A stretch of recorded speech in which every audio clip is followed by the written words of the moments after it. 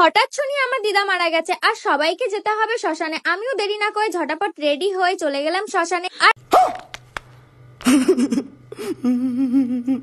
চলো আমার দিদা মারা যাওয়ার আর শ্মশানের ব্লগটা তোমাদের সাথে শেয়ার করি। আর আগে আমি একটু রেডি হয়ে নি আর শ্মশানে গিয়ে কি কি হয় তো চলো পুরো ভিডিওটা দেখতে থাকো, সবটাই শেয়ার করব তোমাদের সাথে। আমি ভেবেই পাচ্ছিলাম না কোন ড্রেসটা পরবো, তারপরে আমি ভাবলাম যে আমার তো একটা সুন্দর ড্রেস আছে আর আমি এই ড্রেসটা পরে নিলাম। আর একটু মেকআপ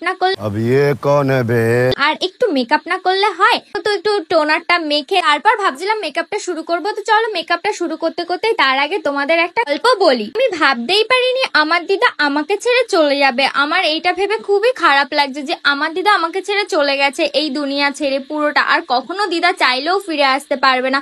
যাই হোক সবারই একদিন না একদিন উপরে যেতে হবে। সব क्या देखना पड़ रहा है, अच्छा है मैं अंधा हूँ। মন খারাপ করে আর কিছুই হবে না, এইটাই নিজের মনকে বুঝ দিচ্ছিলাম। তাও মনটা কেমন করছে দিদার জন্য, খুবই কষ্ট হচ্ছিল আমার দিদার জন্য যে দিদা দুনিয়া ছেড়ে চলে গেল। আমার ছোটবেলার থেকে যার সাথে এত কথা এত কিছু, যাকে আমি সবকিছু শেয়ার করতাম, হাসি মজা দুঃখ, আমাকে কত রকম গল্পও বলতো। তোমাদের দিদা কি তোমাদের গল্প শোনাতো? আমাকে কিন্তু ছোটবেলার থেকে এখনো আমার দিদা আমাকে খুব গল্প বলতো আর সেগুলোই আমি খুব মিস করছি। আর হবে যেটা হওয়ার সেটাই হলো। আর এইদিকে আমি মেকআপ করতে করতে দেখো মেকআপটা কি হয়ে গেছে, কারণ আমার এত টেনশন এত কষ্ট হচ্ছে আমার দিদার জন্য যে আমি আর কিছুই করতে পারছিলাম না। তাই জন্য ভাবলাম যে একটু যেমন তেমন রেডি হয়ে ন্যাচারাল ভাবে যাই। জানো তো তোমাদের সাথে আমি ডেলি ব্লগ শেয়ার করছি, ভাবলাম এইটাও শেয়ার করি তোমাদের সাথে যে কি কি ঘটলো আমার সাথে।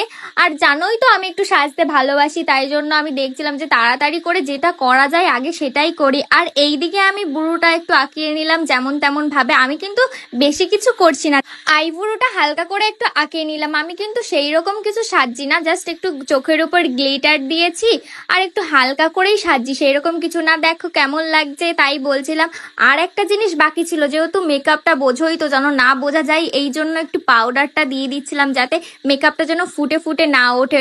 এই পাউডারটা দিলে একটু বসে যায়। পাউডারটা একটু ঝেড়ে নিলাম। আর মেয়েদের কত জ্বালা না, না সাজলেও একটু হয় না।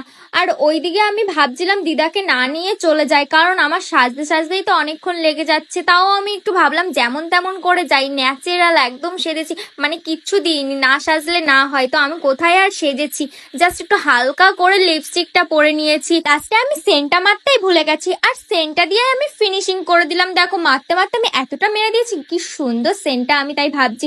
আর এইদিকে চুলটা দেখো আমি একটু আঁচড়িয়ে নিচ্ছি। আর এইদিকে আমার লুকটা দেখো কেমন, একটু পরি পরি লাগছে না আমাকে না দেখতে? তো চলো এবার চলো দেখা যায়। ফাইনালি আমি শ্মশানে চলে এলাম। আর সবার মাঝখানে ভিডিও করতে কেমন একটা লাগে বোঝোই তো তোমরা, সেই জন্য আর কারোর সামনে ভিডিওটা করলাম না, একটু ভিতরে এসে দেখছিলাম। আর আজকে বেশি কিছু বলবো না, যেহেতু মনটা খুব খারাপ আছে, আর কিছু বলতে পারছি না। তো চলো টাটা বাই বাই।